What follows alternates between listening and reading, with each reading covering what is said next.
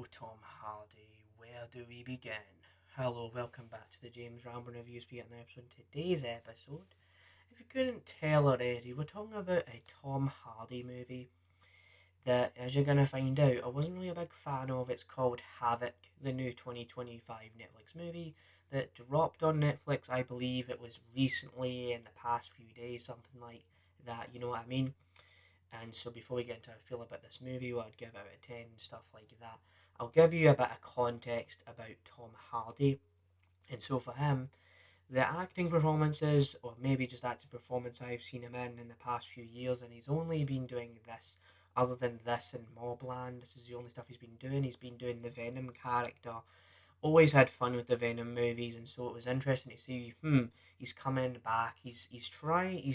Kind of doing something different here with an action movie on Netflix, and so there's all of that. So the best way you can describe Havoc is that you've got this guy. Tom Hardy plays this certain character. There's something with a drug bust. There's guys doing cocaine.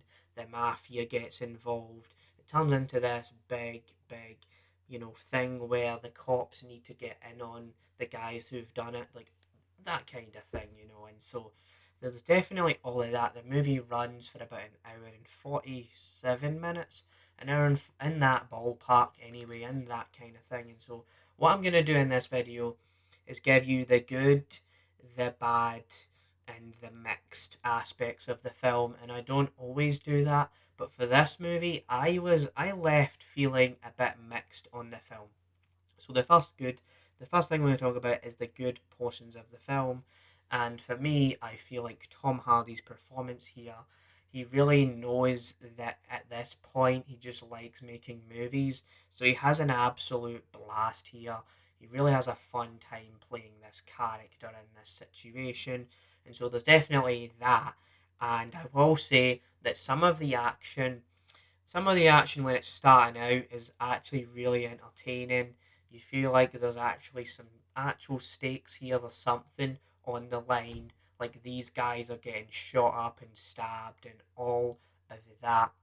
And this kind of leads into my bad feelings about the movie because I feel like once you start to get more and deeper into the movie, the action gets repetitive. You feel like you're running into the same place all the time. And one thing to know is that it felt like a washing machine spinning and spinning and spinning and spinning. Like you could just feel like the movie kept going into circles to doing the same old thing about the action and tons of blood and things of that nature. So there's all of that, and I just feel like the pacing of this feature film definitely not the best because it felt like you could feel like, this is going somewhere, okay. But then it kind of there's points where, and obviously I'm not going to spoil the movie, but there are points where this movie leans too hard on the actual story, and I feel like it should have held back that, maybe cut about 20 minutes out of this movie because the movie is not plot driven at all. You're in for what you expect, so why did you give us something that you just don't really care for? You do not care for, oh, this guy has got hurt, or there's like a mafia, or there's this, or there's that. So all of that exposition dumping, I will say, not a big fan of. So then when you get to the mixed acts aspect of the film, right, like I said earlier in this video here, what I will say is Tom Hardy's performance, like we mentioned, really good. Then you have acting performances that are just outright laughable, just absolutely cheese worthy. And I'm a fan of cheese films, really cheese driven, cheesy action movies with silly bits. I mean, we just reviewed Gangers, right? But this movie, yeah, just not my cup of tea at all. Like, moments enjoyable, acting performance kind of enjoyable from Tom Hardy. But when you say to me in the next few weeks, oh, James, you know the movie Havoc? Oh, I probably will forget about it. If it was like 6 months down the line, I'm probably going to forget about it.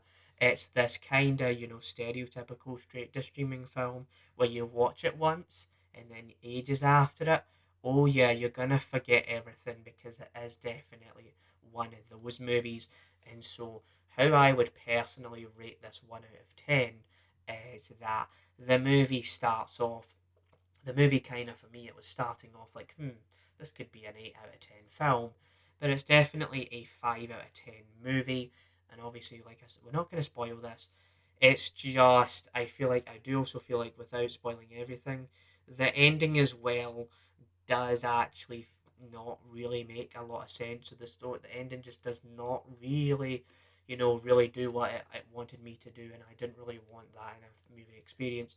Because, like, yeah, I did enjoy how the movie started, but when the movie ends and then you see Tom Hardy doing this certain thing in this certain way that should have happened ages ago, it's like, okay, whatever, and then you turn it off and then you go into something else. So there's definitely that. I just wanted to explain a bit more how I felt about the movie. So that's my review of Havoc.